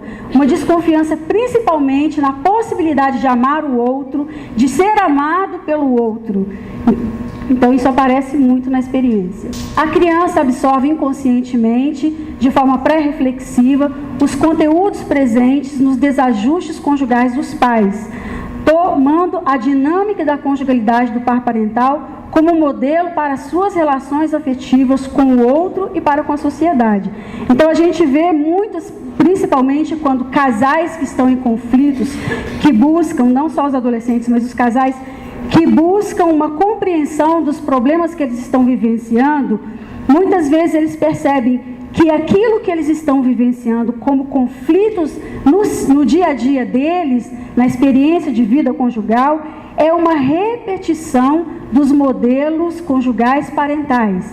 E isso para eles é uma surpresa, porque às vezes conscientemente eles não percebem essa ligação, mas no momento que eles mergulham na interioridade deles, eles começam a perceber toda uma questão de um jogo conjugal entre seus pais e que eles estão repetindo aquele jogo. Mas essa repetição desse jogo, ela não fica canalizada só para a experiência conjugal, né? Ela também recai sobre todas as relações afetivas de uma forma geral. Por quê? O que os pacientes nos ensinaram? Que a maneira como eles vão se relacionar com o outro, ela tem muito dessa aprendizagem, da percepção como os pais se relacionam entre si. Então eles vão organizando a sua maneira de se relacionar com o outro e com o mundo, conforme eles vão percebendo a maneira como os pais se relacionam entre si. Daí a gente vê a importância da qualidade da relação entre o par parental. A percepção dessa dinâmica se centraliza em um registro emocional, como Maria Clara falou, e passa a agir em seu psiquismo como ordens existenciais, na maneira de perceber a si mesmo, ao outro e ao mundo. Então, essas percepções e conclusões são realizadas de forma intuitiva e pré-reflexiva desde a fase da gestação. A ADI, ela dá essa possibilidade de reativar uma memória que não é consciente, uma memória que revela fatos reais, diante dos quais a pessoa ela se posicionou e construiu significados que irão agir como ordens existenciais sobre a sua vida e que irão agir no seu psiquismo e também no seu físico e nas suas relações de uma forma geral. A experiência da ADI tem evidenciado que a criança percebe, por meio da intuição inconsciente, os entraves presentes nos desentendimentos de seus pais, incluindo, isso aqui que eu acho que é interessante, não só os entraves que aparecem no desentendimento entre os pais, mas os registros negativos, ou seja, os códigos existenciais que são negativos, que já se encontram dentro desses pais, de maneira que eles podem perceber, inclusive, onde eles localizar, por meio dessa memória, onde eles foram construídos, na infância dos próprios pais. Então, a gente vai percebendo que muitos problemas que são vivenciados hoje, eles têm raiz, você percebe a raiz deles através da transmissão geracional intrapsíquica. As conclusões que cada um dos filhos realizam em torno da percepção da divisão entre o par parental são diferentes em seus conteúdos. O que isso quer dizer? Que gêmeos, por exemplo, podem presenciar a mesma cena de violência conjugal e eles irão dar significados diferentes e construir um sentido em cima desse significado diferente. Então, essa maneira de se posicionar, ela é única. Entretanto, de uma forma geral, os desentendimentos dos pais, as situações de violência conjugal, as separações e ainda os conflitos que perduram após o divórcio, são sentidos pelos filhos, né, nesse nível da interioridade mais profunda do ser humano, como uma espécie de divisão em seu próprio ser. Mas esse inconsciente que nós estamos falando aqui não é o inconsciente de Freud, é o inconsciente noológico, é do nível humanístico, é da área da intuição. Agora, essa divisão ela pode se expressar em suas vidas de várias formas, tais como indecisão, incapacidade de dar continuidade em projetos de vida, inconstância, instabilidade, dificuldade de estabelecer vínculos de confiança e amor, dificuldade de desenvolver a própria identidade, sentimento de incapacidade de amar e ser amado pelo outro, perda de sentido de vida, ansiedade, depressão e muitos outros sintomas aparecem, tendo como base essa questão dos dilemas conjugais. Além disso, as conclusões que os filhos realizam em torno das figuras parentais, que se encontram em desajuste, em geral recaem sobre o sentimento da inexistência de afeto e amor entre ambos, e, portanto, na impossibilidade de serem amados por esses, ou mesmo de desenvolver a própria capacidade de virem a amar ou a serem amados pelos outros, porque ela vai generalizar isso, ela não vai pensar que isso é só dos pais, ela vai jogar isso sobre o mundo de uma forma generalizada.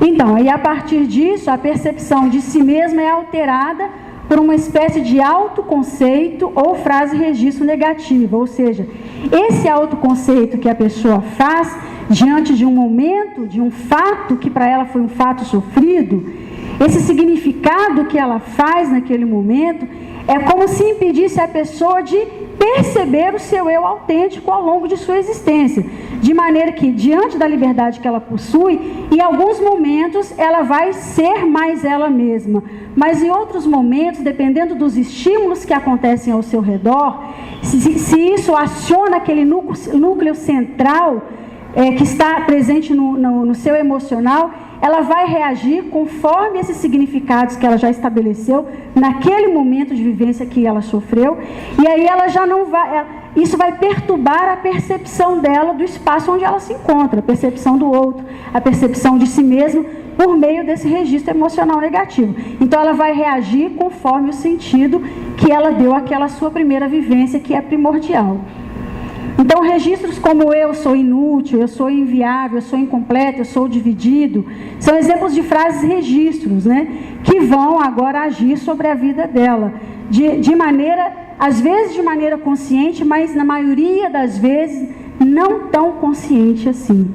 Então, as cenas de violências entre o par parental que surgem no contexto da terapia e que são vivenciadas especialmente na fase gestacional e infância, são percebidas e registradas, constituindo fortes núcleos de significados e sentidos que se desdobram em vasta sintomatologia nas esferas corporais, psíquicas e espirituais. Então, e a percepção que a criança faz, então, como aquilo que eu falei, da mãe, por exemplo, como alguém que é fria, dura, incapaz de amar, pode se transformar em pseudo-verdades sobre mulheres, de maneira que elas poderão ser compreendidas nessa ótica. E assim também, da mesma maneira, a percepção que ela faz do pai como mau ou não confiável, ela pode generalizar isso para os homens ou para as pessoas de uma forma geral. E aí ela vai ver o outro e o mundo a partir dessa ótica, desse significado que ela está dando a essa experiência. E aí, a partir dessa generalização, a criança, ela pode se identificar com esses conteúdos que ela faz essa leitura, essa conclusão, e aí ela vai se implicar. E aí é que ela começa a fazer essa percepção de si mesma dentro dessa generalização que ela fez por primeiro. Entretanto, essas percepções nem sempre se dão de forma direta na relação da criança com a figura paterna ou materna. Ou seja, muitas vezes a maneira como aquela criança, ela percebe o pai, não é a maneira como, nem como o pai é, e nem a maneira como ele se relaciona com ela. Mas já é alterada a percepção da figura paterna pela forma como a mãe percebe, descreve e lida com o pai. E assim também do pai com a mãe.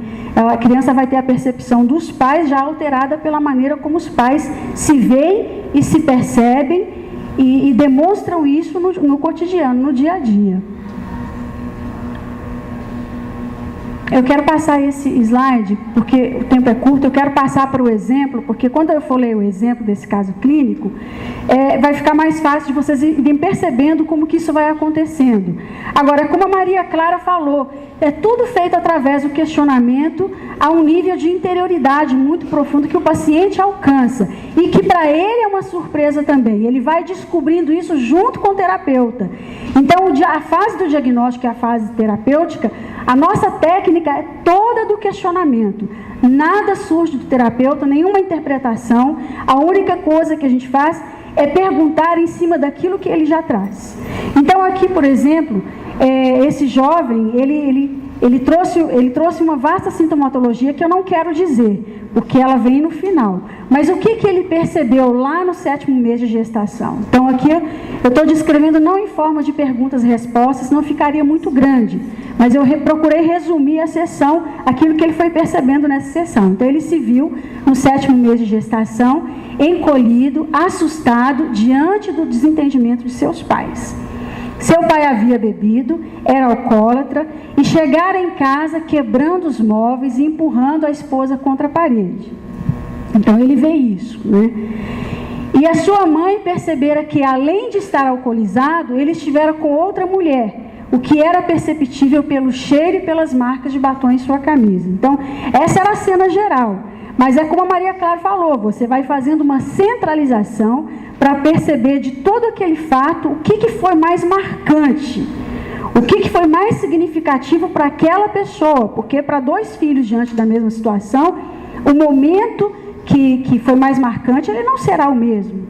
Então você tem que centralizar. E aqui no momento em que foi centralizado, foi questionado qual o momento no momento em que ele se encolheu, o que ele percebeu lá fora que fez com que ele se encolhesse. Então foi o momento em que sua mãe fechou os olhos, agora olha aqui que interessante, e cerrou o punho dizendo, né, se eu estiver grávida de um menino, é preferível que morra para não ser como o pai. Então isso aqui é um fato marcante, isso aqui é o que ele traz, isso é o acontecimento. Agora, qual é a leitura que ele faz desse fato? Como é que ele vai significar esse fato? O que ele retira daí e o que ele vai lançar sobre a sua existência? Aí vem o posicionamento dele. Então ele fala o seguinte, diante disso, ao encolher-se ele conclui, eu não sou amado porque sou homem. Então ele já começa a entender que não há possibilidade, diante da sua existência, de um homem ser amado. Não só de um homem ser amado, mas de ele mesmo ser amado porque ele está se identificando com o pai, porque ele é homem. Então, como homem, não há possibilidade de ser amado. Homens não prestam, são ruins. Homens não amam e não são amados. Então, ele começa a se fechar para o amor no encontro com o outro, né? Ele vai ter dificuldade de amar e de ser amado também. E aí, eu não sou amado porque sou homem. Homens não prestam, são ruins, homens não amam e não são amados. Aqui eu repeti. Então, aí ele faz aquilo que a Maria Clara falou, que é a frase registro, que é o resumo, que é o significado máximo, mais profundo, é a essência de tudo que ele concluiu daquele fenômeno que ele viveu. Ele diz assim, eu sou descartável. Ora, ele não é descartável, mas ele se vê como descartável. E se ele se vê como descartável, como é que ele vai se comportar diante da sua vida? Como que ele vai se relacionar com o outro, com a sociedade, com o mundo que o rodeia, se ele se vê como alguém que é descartável? E aí que a gente vai ver que essa forma de se relacionar tem a ver com todos os sintomas e as queixas que ele trouxe no primeiro dia do nosso encontro. Então aí ele fala, eu sou descartável. Ao se dizer descartável, o mesmo decidiu que não deveria viver e tentou sair do útero materno, provocando um parto prematuro. A frase registro, eu sou descartável, se tornou um agente em seu psiquismo, um código de autoextermínio que se manifestava através do seu envolvimento com as drogas, a exemplo de seu pai. Então veja bem, ele estava envolvido com drogas. Agora, o que se escondia por detrás das drogas?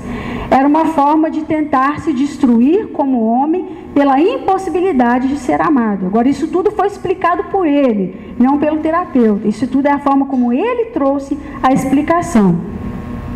Então, era preciso que ele se tornasse descartável. O que acontece? Quando a pessoa ela faz um registro negativo, ou seja, um código existencial negativo, ela vai fazer com que aquilo se torne uma realidade no seu dia a dia. Então, ela vai provocar isso no seu dia a dia. Então, o que ele tentou fazer? Tentou se fazer descartável. Então, para isso, suas reações e atitudes eram de intensa agressividade e violência para com seus familiares e mesmo para com a comunidade em que vivia. Para quê? Aí foi perguntado para ele em contexto terapêutico, para que essa agressividade? Para que essa violência? Para que o outro me descarte. Então era para se fazer cumprir aquela ordem, aquele significado que ele deu a si mesmo como homem. Eu preciso ser descartado a qualquer preço.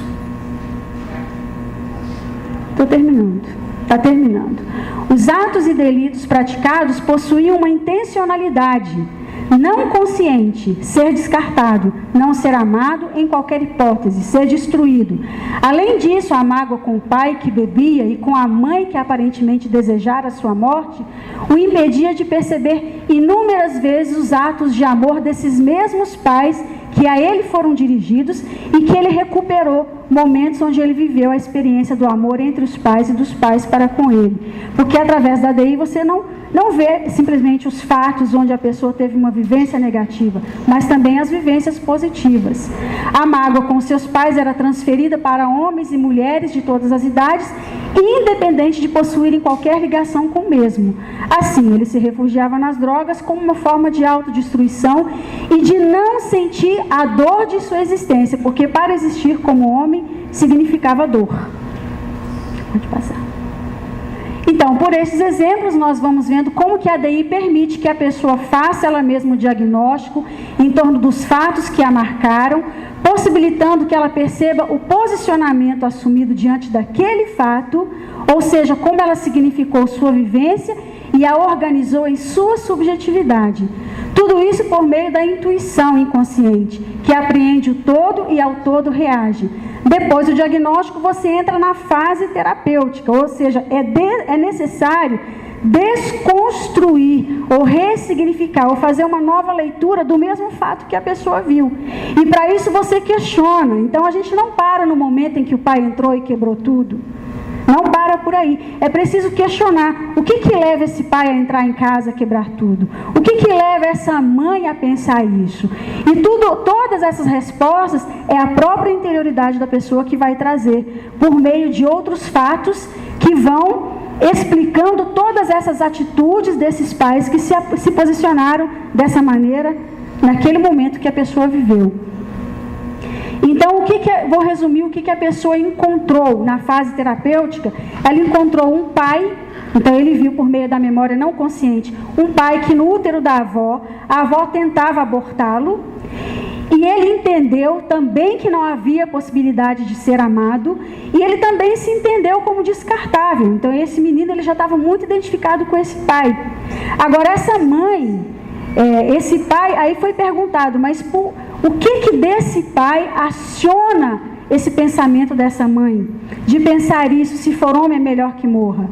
Então, todas as vezes que essa mãe se afastava desse pai afetivamente, inclusive sexualmente, esse pai ele se tornava violento. Agora, ela se afastava assim, a mãe do paciente, porque na sua infância ela sofreu um estupro, uma violência sexual. Então você vai percebendo, através da reativação da memória, as motivações e os significados para as atitudes que as pessoas expressam naquele fato, que para a pessoa foi entendido como um momento de muito sofrimento. E essa compreensão do outro é que possibilita um reposicionamento, uma ressignificação, de maneira a quebrar essa cadeia e a decodificar esse código existencial. Pode passar essa parte aqui. Então, assim sendo, passa aqui também, porque eu quero concluir, né?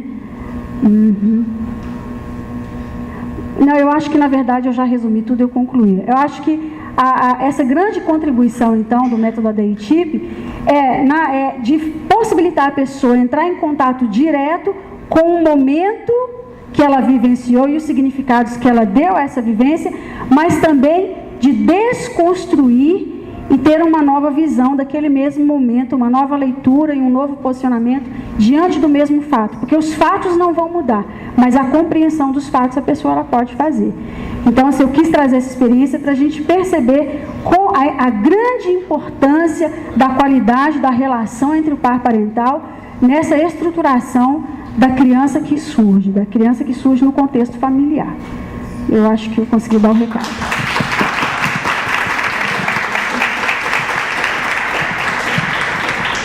Obrigada. Agora nós vamos abrir para perguntas, 15 minutinhos.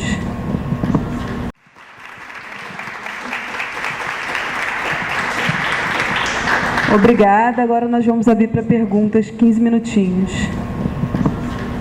Primeiramente, agradecer a exposição das palestrantes aqui. E eu queria fazer um questionamento a respeito da... Eu li As Chaves do Inconsciente, Consciência e Fronteiras e tal. E... Ok, melhor, né? Quando trata agora da importância da relação parental para o desenvolvimento da criança, para o psiquismo, enfim, como que se pensa, ou se pensa já pela abordagem da ADI, a grande presença de casais homoafetivos, ou a grande existência desde sempre, eu posso dizer, de mães solteiras no Brasil, ou de pais solteiros, como que isso, se a priori já é visto como algo negativo para a criança, ou, enfim, como é visto? O que é chamado de estrutura familiar fora do que se tem como padrão. Na realidade, foi até bom você ter feito essa pergunta, porque enquanto estava expondo, eu estava pensando nisso, que faltou esse esclarecimento em relação à questão, porque um ponto que a gente percebe muito é essa importância da relação dos pais entre si. Mas é como essa relação se estabelece dentro da pessoa, né? Então, mesmo porque uma das perguntas que as pessoas sempre fazem, como é que faz? Os casais estão separados, não sei o que, já tem outra família. Então, na realidade, a nossa referência é sempre aquilo que a pessoa traz como algo que é uma dificuldade para ela. E a nossa preocupação é de que ela se sinta integrada como pessoa e que ela busque dentro dela aquilo que é capaz de integrá-la. Entendeu? Então, para responder a sua pergunta em relação aos casais homoafetivos, a gente não tem experiências tão grandes a ponto de você dar uma resposta nesse sentido. Então, o que a gente pode falar é que quando a questão surgir, a gente vai perguntar para o inconsciente dessa pessoa que traz isso como uma dificuldade, qual seria o caminho, quais seriam os recursos que o próprio inconsciente dela dá para que ela se sinta integrada como pessoa. Você entende? Assim, o que nós precisamos, o que a gente sabe que esse referencial de unidade é importante, mas que é um referencial de unidade importante ser encontrado dentro do inconsciente dela. Então, algum recurso deve ter, né? Mas a gente não teria experiência suficiente para trazer essa informação. Até porque é por isso que a DEITIP, ela não tem uma teoria, um construto teórico. Ela atende ao sofrimento que a pessoa traz, o que para ela é o fenômeno. Então, isso nos facilita muito. A gente não tem uma ideia pré-concebida para colocar na pessoa a partir de um construto teórico nosso, que nós aceitamos como certo ou errado. Se ela está em sofrimento, se o inconsciente dela mostra esse fato como sofrimento, nós vamos questionar por que isso faz sofrer. E qual é o caminho? O que seria o contrário disso para que a pessoa se sentisse ela mesma? Então, essa é o que me encantou nessa metodologia, é porque nós não temos as respostas prontas, nós não temos uma construção teórica, como tem Freud, como tem o Jung, como tem o Adler, como tem e outros mais, né? Que a gente conhece. Se é sofrimento para a pessoa, é para ela. Então, é para ela que nós temos que ajudá-la a encontrar as suas respostas e o seu caminho. Entendeu?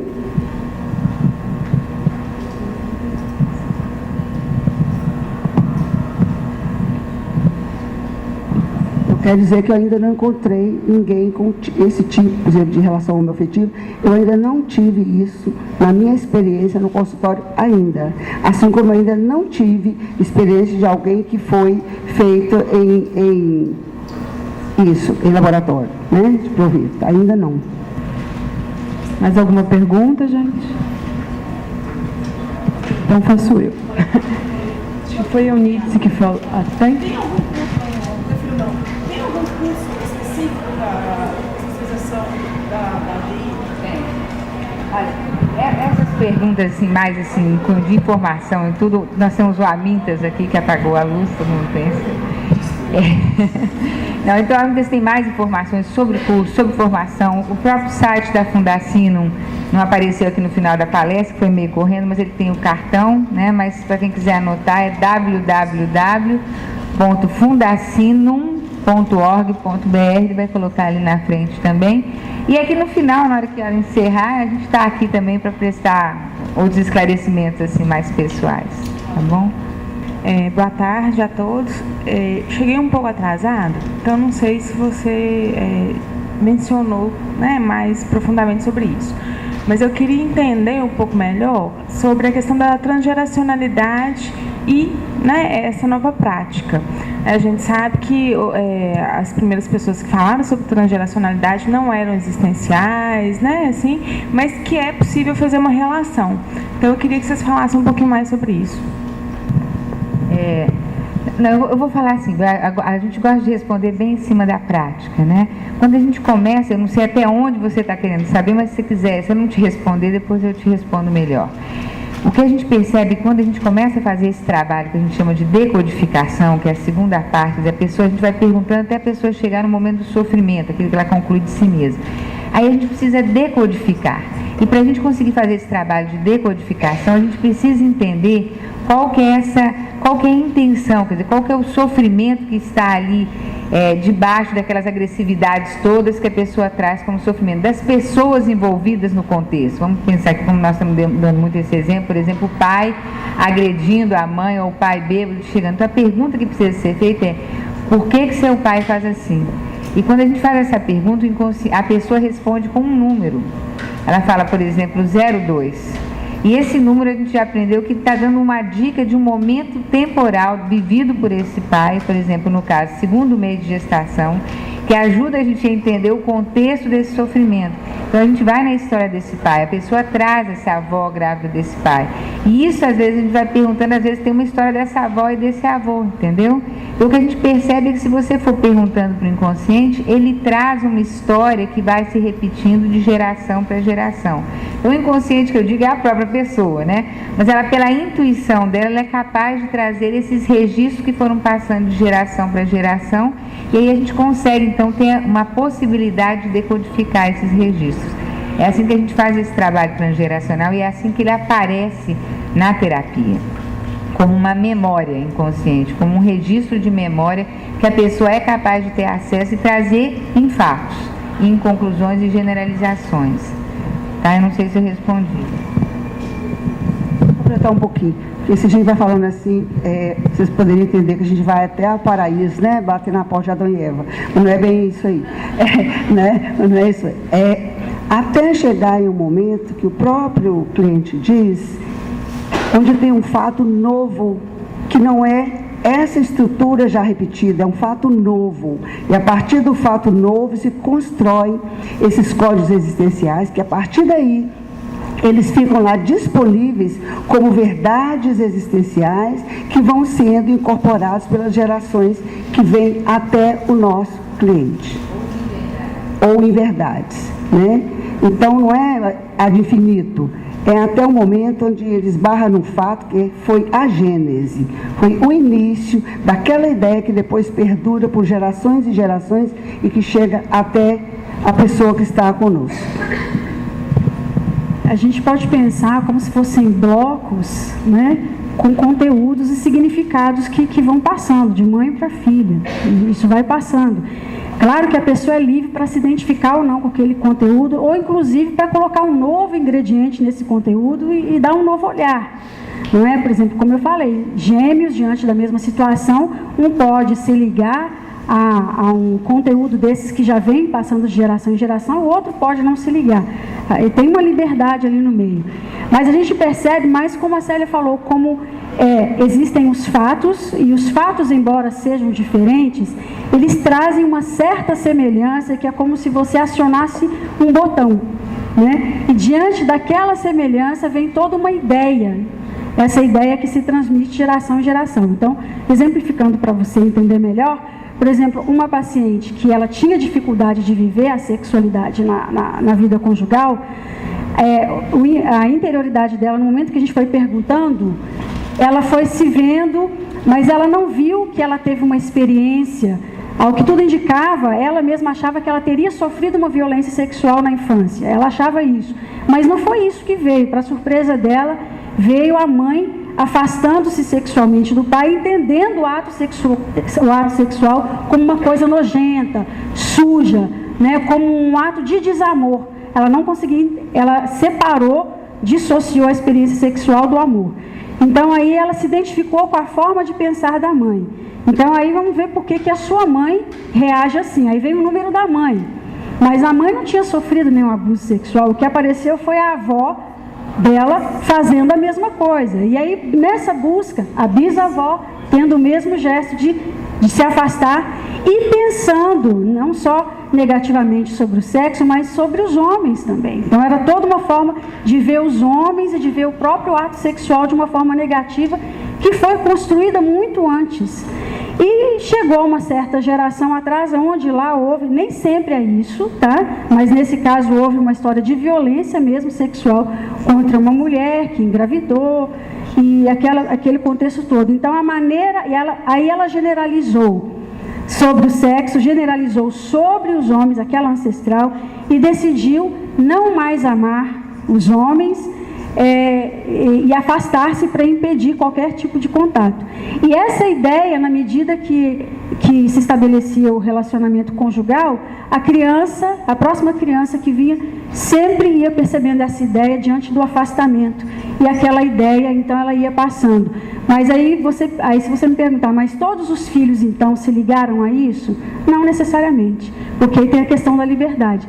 Mas é assim que a gente vai percebendo, existem os fatos, são construídas as significações, e é elas que vão passando, mas a pessoa é sempre livre, né, para se posicionar diferente diante daquele significado que vem. É assim que a gente percebe na prática. Então, eu sei que tem toda uma teoria sobre isso, mas a gente prefere falar a partir da prática. Mais alguma pergunta? Eu quero convidar os que se interessarem, que a professora Karen, que está aqui, Karen Kiefer, sexta-feira, às 11 horas, ela vai trazer uma experiência com uma aluna, porque ela também é professora na escola, e ela vai trazer a experiência da ADI com o aluno e os resultados. É sexta-feira, às 11 horas, eu não sei que sala que é, mas é Karen Kiefer. Então, eu queria agradecer a todos a presença, e agora as próximas 2 mesas é no 11º andar. Tá bom? Obrigada.